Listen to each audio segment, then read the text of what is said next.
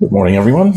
So, today we are going to be talking about a Japanese rum because we've pretty much dealt with the ones that I wanted to do before from India, but we're going to stay in the Far East. And I've written about this particular rum before because this is the Japanese Teeda 21-year-old from the Helios Distillery in Okinawa. Now, this is a distillery that's been in action since about 1961, and they, at the time, made cheap rums for the American Armed Forces from sugarcane because the rice that they were used to using before that to make awamoris and whiskeys and what have you was being used for sake and for food because they were still privations on supplies at that time. But in the years since then, they have expanded into making beers, awamoris, whiskeys, all sorts of other things, but they've never really quite gotten into the rum thing. But in 2019 at the Whiskey Live, they did actually have a coming out party, or it could have been not the Whiskey Live, but the Paris Rum Fest in March. I can't remember which one, but it was certainly in Paris. That's when I tasted because the granddaughter of the founder, Matsuda, she was there holding masterclasses for this, and I tasted everything that they had, including a sort of like a draft model of the 21-year-old, which was 4 to 3%. This finally came out around 2021, 2022 at 48%, and there's only 2,500 bottles. I didn't actually think this was ever going to be available in Canada, but to my surprise, it actually was, and I'm probably it's sold out by now because this bottle is about a year old. It costs about 250 euros in Europe. Back in the day, this probably cost about 500 here, but I did get it at a massive discount. So, thanks to the guy who gave it to me. Anyway, it is made from sugarcane juice on pot stills. It has been aged 21 years in ex-bourbon barrels, but I can't entirely quite get away from this whole thing that their background in making shochus and awamoris kind of bled over into how they make rums as well. And this may be the use of koji to do the fermentation. I really don't know that. I know they have a standard fermentation with commercial yeast, but it's still, I can't quite entirely discount the fact that there's something else going on here, because when you smell this, oh man, this is really good. So you're getting a lot of caramel, fruits, cola, citrus. It's really quite soft at 48%. There's nothing wrong with this thing at all. This thing goes right up against the Jamaicans and the Guyanese and the Bajans and basically does a really bloody good job.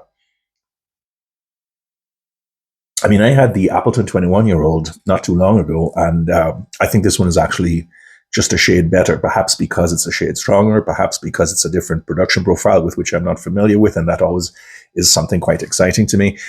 But the important thing to understand is that as it opens up, it gets even better.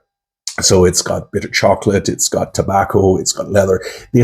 And this is where not my concern, but my comment about this koji thing keeps coming up, because there is that faint sense of meatiness and hogo behind all of this, very faint.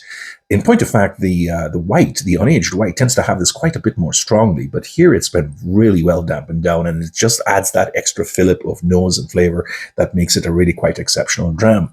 Now, when you taste it, it is really well done. First of all, it's salty. It's got that little bit of caramel. It's got a certain buttery, creamy note to it that I really quite like. There's vanilla, smoke, leather, all the standard stuff. Ripe fruits coming up really well with the caramel. I like the way there's a little bit of cumin and cinnamon down there in the background, and a little bit of lemony flavor that balances off the salt and the umami quite well.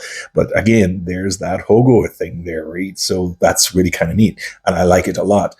The finish is very gentle. It does last a fair amount of time. It's a bit dry, not too unexpected here at 48%. And you get pretty much a summation of everything that you've had before. Mostly what you're getting is smoke, cumin, cinnamon, and salt, and so on.